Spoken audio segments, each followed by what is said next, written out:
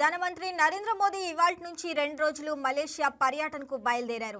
పర్యటనలో భాగంగా ఆయన మలేషియా ప్రధాని అన్వర్ ఇబ్రహీంతో భేటీ అవుతారు.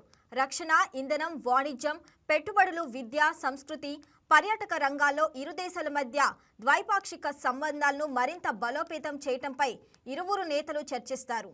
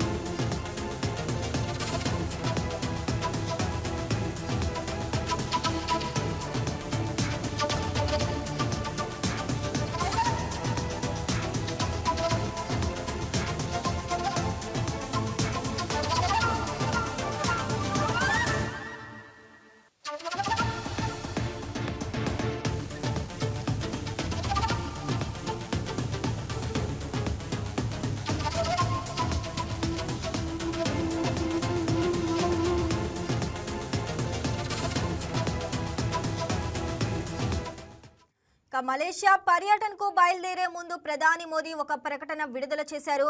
రక్షణ, భద్రతా సంబంధాలను మరింతగా పటిష్టం చేసుకోవటమే తమ లక్ష్యమన్నారు.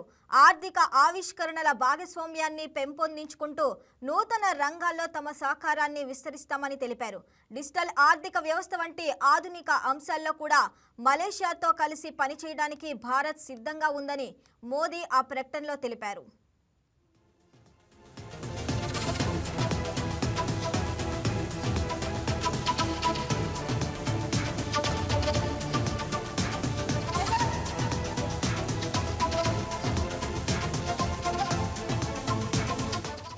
Please subscribe to YK TV Network. Please subscribe to YK TV. Please watch YK News. Don't forget to subscribe YK News channel